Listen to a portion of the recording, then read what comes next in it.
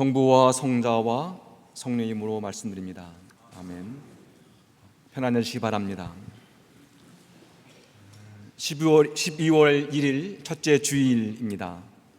12월의 첫날이지만 교회력으로는 대림 첫 주이고 또 새해 아침과 같습니다. 대림절기로 신앙의 새해를 시작하는 여러분 모두에게 주님의 은총과 축복이 함께 하시기를 기원합니다. 대림이라는 말은 다가오심을 기다린다는 말입니다. 한마디로 우리를 향해 오시는 주님을 기다리고 준비하는 절기가 대림절기입니다. 우리의 인생은 기다림의 연속입니다. 우리는 아직 이루어지지 않은 미래를 희망을 꿈꾸며 기다리며 살아갑니다.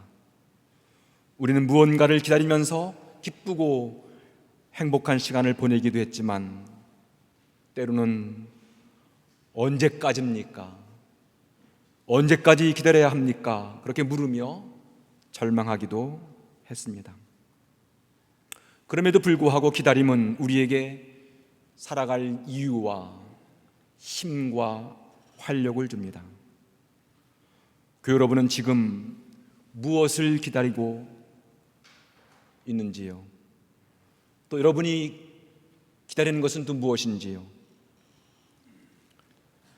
초대교회 신자들은 마라나타 오소서 주 예수여라는 그 기도를 드리면서 주님이 다시 오시기를 간절히 기도했습니다. 그들은 혹독한 박해와 고난을 당하면서도 주님이 다시 오심을 믿었고 그 믿음으로 희망을 잃지 않고 인내하며 견디어냈습니다. 지난 2000년 동안 교회는 세 가지를 기다리면서 대림절기를 살도록 안내했습니다. 첫 번째, 우리는 아기 예수님의 탄생을 기다리고 준비합니다. 요즘 우리나라는 안타깝게도 저출산 인구 절벽의 시대를 맞이하고 있습니다. 생명의 탄생을 기뻐하고 축하하는 것이 아니라 오히려 염려하고 두려워하는 사회가 되었습니다. 4000년 전에 에집트의 억압자 파라오는 히브리인들에게 남자아이를 낳으면 죽이라는 끔찍한 명령을 내렸습니다. 갓 태어난 아기를 죽이는 일은 그 부모에게 희망을 빼앗아가는 일입니다. 내일에 대한 희망을 갖지 말고 오로지 짐승처럼 일만 하는 노예로 살아난 것이지요. 모세는 이렇게 암울한 시대에 태어났습니다. 출애굽기는 이렇게 암울한 때에 가장 연약한 아기를 통해서 하나님의 구원이 이루어진다는 사실들을 우리에게 전하고 있습니다. 2000년 전에 로마 황제도 식민지백성 인구를 조사하라는 칙령을 내렸습니다. 로마 제국이 인구를 조사하는 이유는 더 많은 세금을 거두기 위한 것입니다.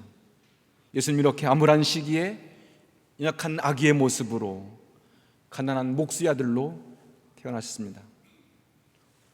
복음은 구원의 역사는 이 아기 예수님을 통해서 시작되었습니다.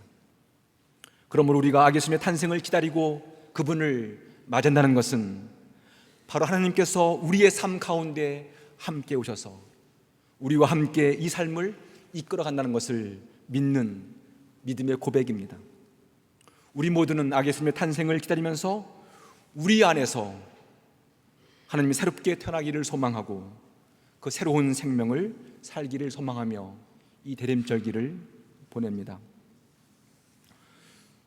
두 번째로 대림절기는 심판에 주로 오시는 주님을 기다리고 준비합니다. 우리의 삶에는 반드시 시작이 있으면 끝이 있습니다. 우리 삶에 정말 끝이 있다는 것은 받아들이기 힘든 일이지만 엄연한 현실이고 사실입니다. 우리가 정말 끝이 있다는 신앙으로 지금 내가 살고 있는 삶에 끝이 있음을 의식하고 살아가는 것은 매우 중요한 일입니다. 죽음을 의식하면 의식할수록 지금 우리의 삶이 더욱 소중하게 다가옵니다. 끝이 있음을 의식하면 지금 내가 관계를 맺고 살아가는 사람들이 더 소중하게 다가옵니다. 참된 신앙인은 오늘이 맞이하는 날이라고 생각하면서 지금 이 순간을 더 진솔하고 정직하게 그리고 정성을 다해 살려고 노력합니다. 여러분, 내년 5년 후 10년 후에 계속 성탄들이 오는 것을 기대하지 마시고 금년이 마지막 성탄이다, 이번 대림절기가 마지막으로 생각한다면 이 절기가 얼마나 의미 있게 다가올까요? 마지막으로 대림절기는 온 가족이 한 마음으로 하나님을 찬양하고 기도하면서 더 깊은 사랑을 나누고 누리는 절기입니다. 성탄은 우리를 향해 오시는 그 주님의 사랑이 얼마나 크고 깊은가를 깨닫는 절기입니다. 우리가 그 사랑 안에 살면서 그 사랑이 우리 안에만 머물지 아니하고 우리 가정을 통해서, 우리 교회를 통해서 이웃을 향해 퍼져나가는 절기가 바로 이 절기입니다. 오늘 성사 말씀은 대림절기를 어떤 마음과 어떤 자세로 기다리고 준비하는지를 일깨워주는 이야기들로 가득합니다. 노아의 홍수가 있기 전에 사람들은 먹고 마시고 장가들고 시집가는 일에 관심을 기울였다, 이렇게 전합니다. 오늘 로마서의 말씀처럼 진탕 먹고 마시며 취하거나 음행과 방종에 빠지거나 분쟁과 시기 속에 살아가는 모습을 전하기도 합니다. 이런 삶은 어쩌면 우리의 일상적인 삶이기도 합니다. 이런 사람들은 내 인생은 나의 것이라고 말합니다. 이런 사람들은 눈과 마음이 이 땅의 문제에 갇혀 있거나 묶여 있기 마련입니다. 그리고 그 마음은 언제나 이기심과 욕망을 치는 일로 전념합니다. 그렇게 되면 지금 나를 향해서 오시는 그 하나님의 신비를 깨닫지 못합니다.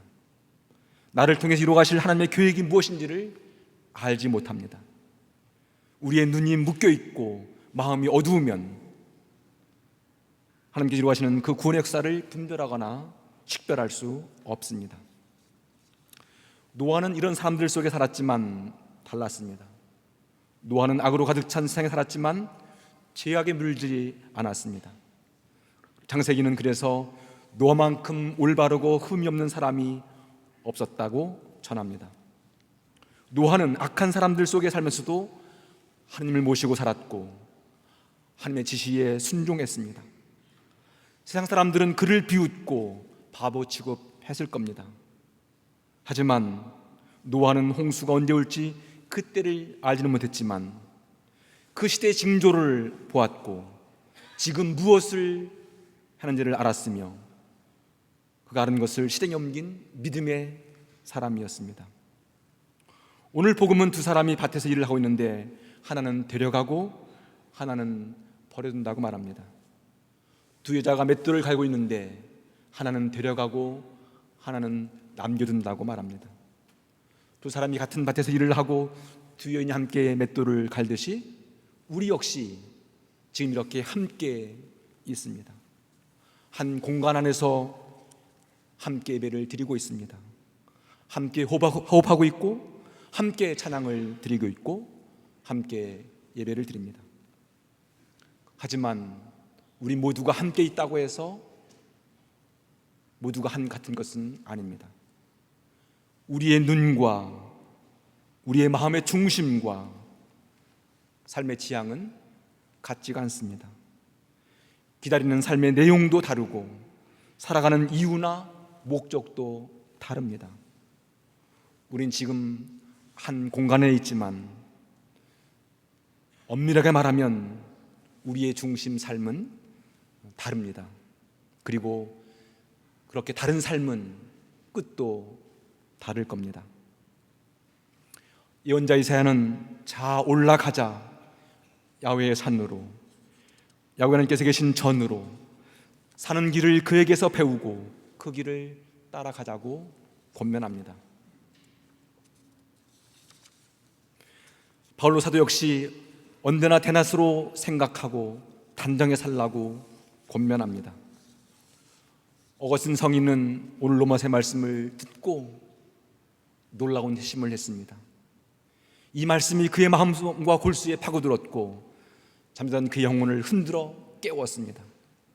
어거스틴 성인은 이 말씀을 마음에 새기고 새로운 믿음의 길을 걸어갔습니다. 그렇게 살자 어머니 모니카의 근심거렸던 아들은 그리스도 역사상 가장 위대한 신앙인, 신학자가 되었습니다. 오늘 복음의 주님은 언제 올지 모르니 깨어 있으라고 말합니다. 늘 준비하고 있으라고 말씀하십니다. 깨어 있는다는 말은 무슨 말입니까? 잠을 자지 않고 뜬 눈으로 밤을 새라는 말이 아닙니다. 깨어 있으라는 말씀은 우리의 마음을 살피고 챙기라는 말씀입니다. 깨어 있으라는 말씀은 하나님의 마음과 사랑을 느끼며 살라는 말씀입니다. 깨어 있는 것은 우리의 마음이 둔감하거나 굳어있는 것이 아니라 민감하다, 느낀다, 소통한다, 살았다는 것입니다. 우리가 믿음으로 깨어있으면 주님을 사랑하는 마음이 우리 안에 가득 차게 됩니다. 그분을 신뢰하는 마음으로 살게 됩니다. 주님께서 이루하실 그 기대와 희망으로 우리의 삶을 함께 살아갑니다. 그런 믿음과 신뢰와 기대와 희망으로 살아갈 때 주님께서 저 멀리 계시는 분이 아니라 우리 가까이 우리와 함께 계시는 주님을 느끼며 살게 됩니다. 많은 사람들이 건강을 위해서 체중을 줄입니다. 나이를 먹을수록 근육운동, 근력운동을 하라고 권합니다. 우리가 건강한 노년을 위해서 이렇게 노력하는 일은 참으로 좋은 일입니다. 아마 여러분들도 밥 많이 먹고 몸무게가 늘었나 안 늘었나 하면서 체중계에 올라가시죠. 우리가 몸무게를 재는 체중계가 있듯이 믿음의 무게를 재는 저울이 있다면 어떨까요? 성당 입구에 믿음의 무게를 재는 저울을 갖다 놓고 들어올 때마다 올라가 보세요. 매 주일마다 이렇게 해서 믿음이 좀 늘었군요. 참 좋습니다. 줄었군요. 좀 노력하세요. 그런 말을 하고 입장을 시킨다면 여러분 어떨까요? 우리의 체중은 줄이고 믿음의 무게는 늘어나는 절기가 바로 대림절기입니다. 믿음의 무게를 늘리는 방법은 많지만 두 가지 방법을 권하려고 합니다. 첫 번째 방법은 매일 하루에 30분 정도 하나님 말씀을 읽고 묵상하며 기도하는 일입니다. 하나님 말씀을 묵고 읽고 묵상하면서 그 말씀이 죽은 말씀이 아니라 나의 마음 속에서 내 마음 중심에서 뿌리를 내리고 자랄 때, 그리고 그 말씀이 꽃을 피우고 열매 맺을 때 우리의 믿음은 자라납니다. 그 열매를 먹고 나만 누리는 것이 아니라 그 열매를 이웃들에게 나눠줄 때 우리의 믿음은 자라납니다. 많은 사람들이 말씀을 읽지 않고 믿음이 자라기를 원합니다.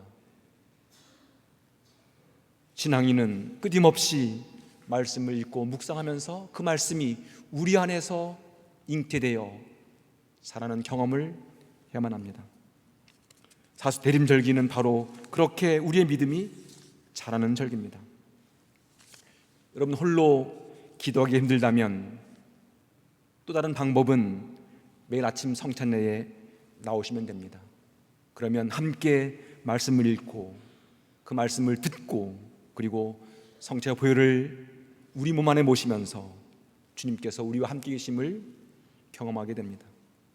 대림절기는 이렇게 말씀 안에 머물러 있는 절기입니다. 주님의 몸을 우리 몸 안에 모시면서 나를 향해 오시는 그 주님을 기다리고 준비하는 절기입니다. 우리가 음식을 많이 먹으면 체중이 늘어나지만 하나님 말씀 안에 오래 머물러 있으면 우리의 믿음의 무게는 자연스럽게 늘어납니다.